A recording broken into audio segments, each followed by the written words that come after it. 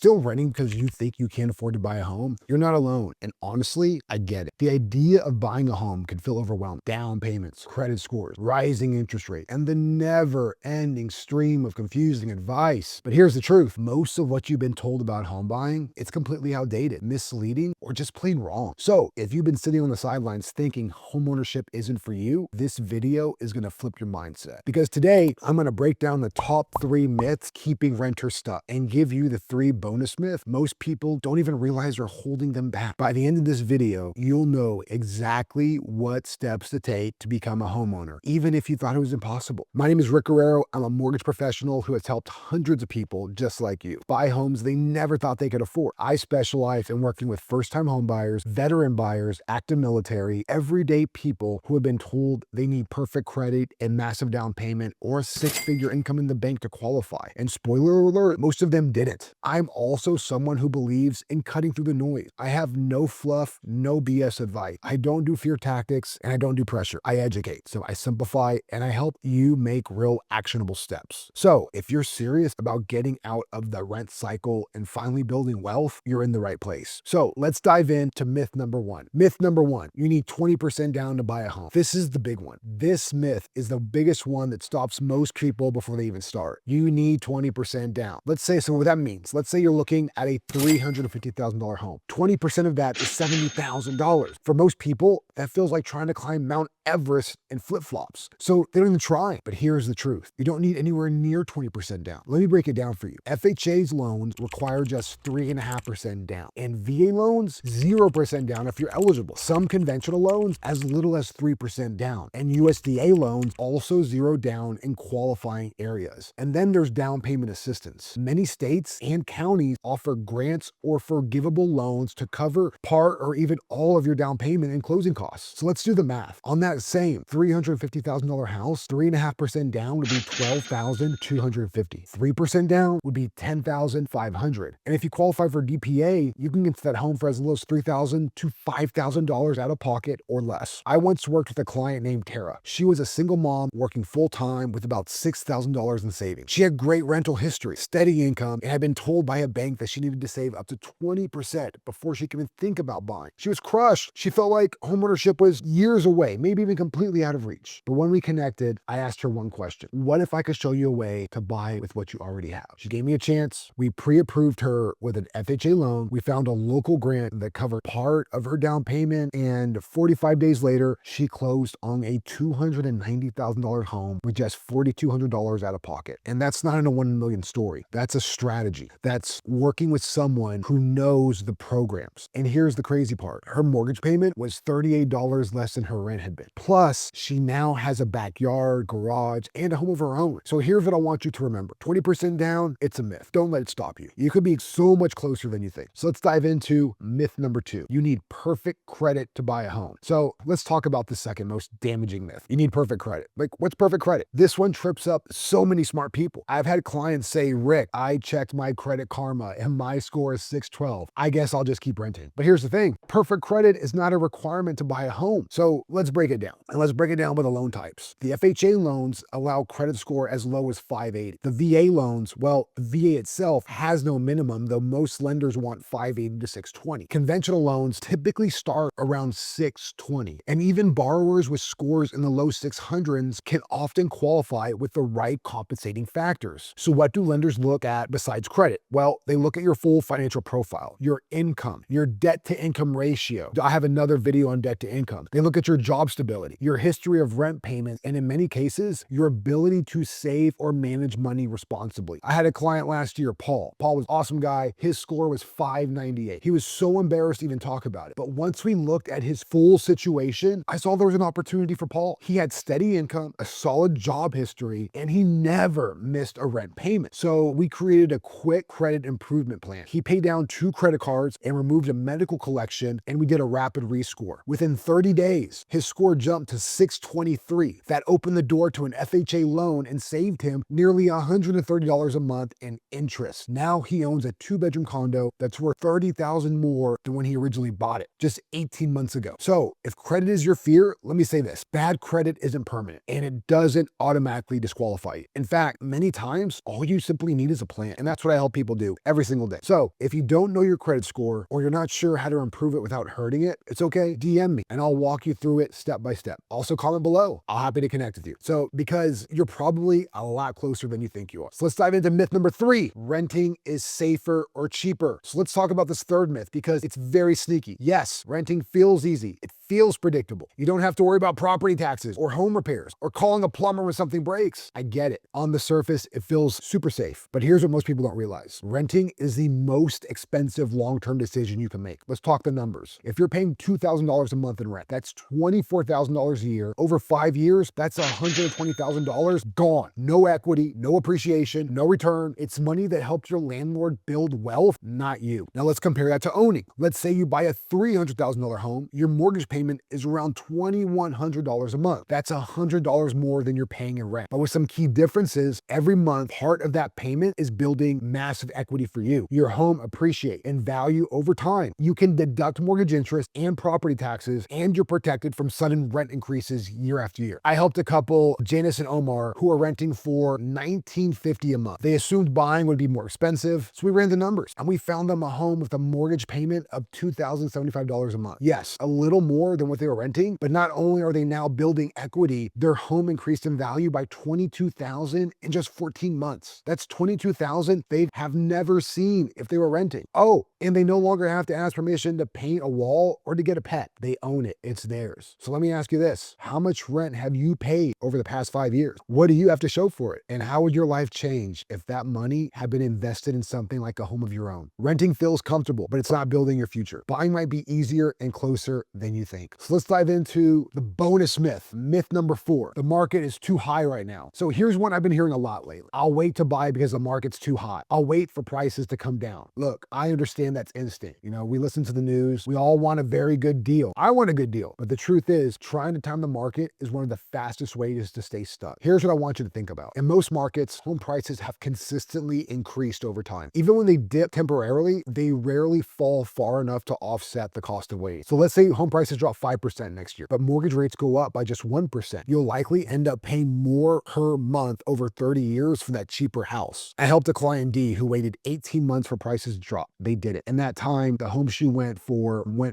$310,000 to $340,000, and rates climbed too. So her payment was $380 a month higher than if she would have bought it when we first talked. The good news, we locked her in and she still won long term. But the cost of waiting. So here's the takeaway: buy when you're ready, not when the market is perfect. The best time to buy was always in the past, always 5 years ago. The second best time, when you're financially ready and the right opportunity comes along. Bonus myth number 5: you need 2 incomes to qualify. This one I hear all the time, especially from single professionals. I can't buy a house unless I have 2 incomes. Not true. Completely false. Lenders don't care if you're single, married, or applying solo. They care about your income, your debts, your credit, your job stability. If your income supports the monthly payment and your credit is in range, then you qualify. I worked with a single dad, Ray. Ray was a great guy. He was making about $63,000 a year, had a car loan and some student debt. He assumed he couldn't afford a home. We ran the numbers. He qualified for a $260,000 home using an FHA loan with 3.5% down. He found a townhouse near his kid's school. He moved there 3 months later. 1 income, 1 plan, 1 decision to believe. It was all possible. So don't count yourself out just because it's just you on the application. If you got income and decent credit, we can work with you. We can work with that. Bonus myth number 6. And finally, let's clear up this last myth. Getting pre-approved is complicated. Getting pre-approved, it's not complicated. People say they don't have time for the paperwork. This one drives me nuts because the process has gotten so much easier. I know it sounds like a hassle, but here's the truth. You can get pre-approved in as little as 15 minutes, like that Geico commercial. We have an app. Most of all that you need is your driver's license, your last 30 days of pay stubs, last 2 months of bank statements, and your last 2 years of W-2s or tax returns. That's it. No mountains of paperwork, no weeks of waiting. Once we have all that info, we can run your numbers, give you a clear price range, and tell you exactly what programs you qualify for. And here's the best part. Getting pre-approved shows the sellers that you're very serious. In a competitive market, that gives you a massive edge when looking to buy a property. So don't wait until you found your dream home. Get pre-approved early and shop smart. All right, so let's recap everything we talked about in this video. We busted 6 major myths. You don't need 20% down. You do not need perfect credit. Renting is not safer or cheaper long-term. The market is not too high if you're financially ready. You don't need 2 incomes. And getting pre-approved is so much easier than you think. Now, you know the truth, so the only question left is, what are you going to do about it? If you're tired of watching rent go up, tired of waiting for someday, tired of helping your landlord get rich and build wealth instead of building your own, it's time to talk. DM me. DM me the word home or click the link in the description to schedule a no-pressure discovery call. Let's just look at your situation. Let's look at your income, your credit, and your goals, and let's see what's exactly possible for you. Even if you're not ready to buy today, I'll help you build a roadmap so step by step, you can get there when you're ready. Awesome. Have an incredible day. Can't wait to drop the next video.